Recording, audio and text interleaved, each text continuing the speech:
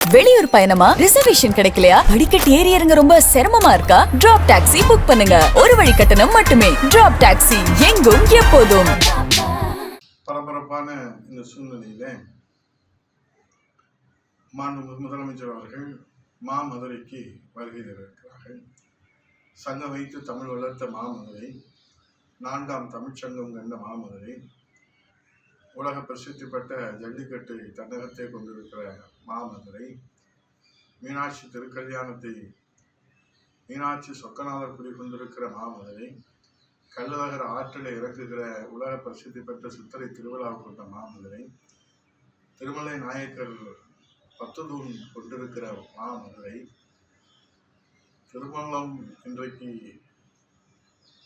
உலக பிரசித்தி பெற்ற பல்வேறு நிகழ்வுகளை கொண்டிருக்கிற தொகுதி உள்ளிட்ட 10 தொகுதிகளை கொண்டிருக்கிற மாமதுரையில மாண்புமிகு புரட்சி தமிழர் எடப்பாடி அவருடைய தலைமையிலான அம்மாவினுடைய ஆட்சியில மீனாட்சி சொக்கநாதர் குடிக்கொண்டிருக்கிற அன்னை மீனாட்சி திருக்கோயில் சுகாதாரத்திலே உலக விருதை, தூய்மை விருதை பெற்றது.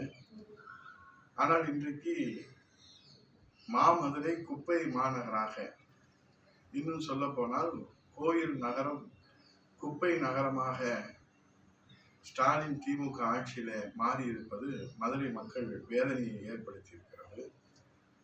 இன்றைக்கு கோயில் நகரம் குப்பை நகரமாக மாறியதோடு மட்டுமல்ல, கோயில் மாநகரம் மதுரையில கொலை நகராகவும் மாறியிருக்கிற வேதனையில மக்கள் இருக்கிறார்கள். வளர்ச்சிக்கான திட்டமா என்ற ஒரு அறிவிப்பை நீங்கள் கொடுத்திருக்கிறீர்கள். உலகத்திலே இருக்கிற எல்லோரும் மீனாட்சி திருக்கல்யாணத்தை அறிவார்கள். இன்றைக்கு உங்கள் ஆட்சியினுடைய அடக்குமுறையினாலே 6 படை வீடுகளை கொண்டிருக்கிற முதல் படை வீடு திருப்பரங்குன்றமும், 6வது படை வீடு பழமுதிர்ச்சோலை மதுரையிலே தன்னகத்தை கொண்டிருக்கிறது. ஆனால் இன்றைக்கு டெல்லி வரை பரபரப்பை ஏற்படுத்தி இருக்கிற முதல் படை வீடான திருப்பரங்குன்றம் நீதிமன்றத்தையே நாம், நீதி அரசர்களையே நாம் அச்சுறுத்துகிற வலிமையும், அச்சுறுத்துகிற அந்த எண்ணமும், அந்த சிந்தனையும் எப்போது எங்கே நமக்கு தோன்றியது என்கிற கவலையும் மதுரையை பற்றி கொண்டிருக்கிறது. ஆகவே இந்த பரபரப்பான சூழ்நிலையிலே மதுரைக்கு இன்று இரவு வருகை தருகிற மாண்புமிகு முதலமைச்சர் அவர்களே, மதுரைக்கு நீங்கள் கொடுத்திருக்கிற வாக்குறுதிகள், வேளாண் பல்கலைக்கழகத்திலே தொடங்கி மெட்ரோ ரயில் திட்டத்திலே அம்மா அறிவித்த அந்த திட்டத்திலே வரை சர்ச்சை அரசியலைத்தான் நீங்கள் மதுரையிலே முன்னெடுக்கிறீர்களே தவிர மக்களுக்கான வளர்ச்சியிலே நீங்கள் அக்கறை செலுத்தவில்லை. உங்கள் தந்தையார் திருப்பெயரிலே 100 நூலகத்திற்கு கொடுத்த அக்கறை மதுரையின் எய்ம்ஸ் மருத்துவமனையிலே நீங்கள் செலுத்தவில்லை. ஆக விளம்பர வெளிச்சத்திலே தான் நீங்கள் அக்கறை செலுத்தி வருகிறீர்கள் என்பதற்கு எடுத்துக்காட்டுதான் நீங்கள் இன்றைக்கு செய்து வருகிற ஒவ்வொரு விழாக்களும் சாட்சியாக இருக்கிறது. இன்றைக்கு பரபரப்பான இந்த மதுரை இந்தியாவெங்கும் திரும்பி பார்க்கிற சூழ்நிலையில மதுரைக்கு வருகிற நீங்கள் இந்த மாமதுரை மக்களுக்கு என்ன செய்தி சொல்ல போகிறீர்கள்? குப்பை மாநகரமாக மாறியிருக்கிற மதுரையை,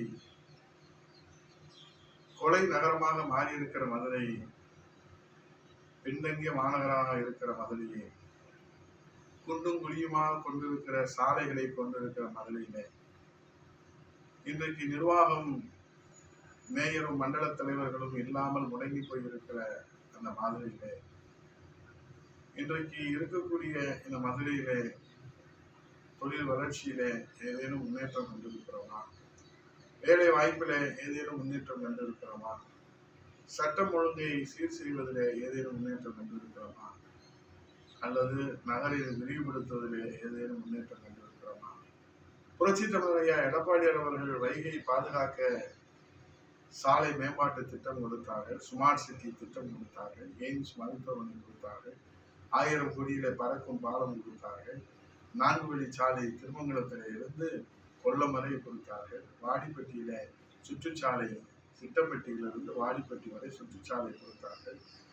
நம்முடைய மேலூர் உத்தங்குடியில இருந்து கப்பலூர் திருமங்கலம் வரை 4 வழிச்சாலையாக 2 வழிச்சாலையை சுற்றுச்சாலை உயர்த்தி கொடுத்தார்கள். இப்படி என்னால் பட்டியலிட்டு சொல்ல முடியும். மாவட்ட ஆட்சியர் அலுவலகம் தொடங்கி இன்றைக்கு அமிர்த திட்டத்திலே லோயர் கேம்பிலே மக்கள் பயன்பாட்டுக்காக நீங்கள் வழங்க இருப்பதாக செய்தி வருகிறது.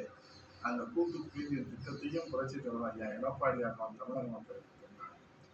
ஆக சுகாதாரத்திலே குடிநீரிலே சாதனை மேல் சாதனை படைத்தது மதுரை புரட்சி தமிழர் ஐயா எடப்பாடியுடைய தலைமையிலான அம்மாவின் ஆட்சி.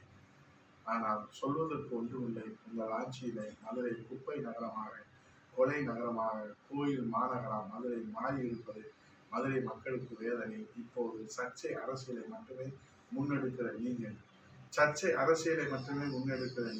எதிலும் சர்ச்சை, எங்கும் சர்ச்சை, எப்போதும் சர்ச்சை.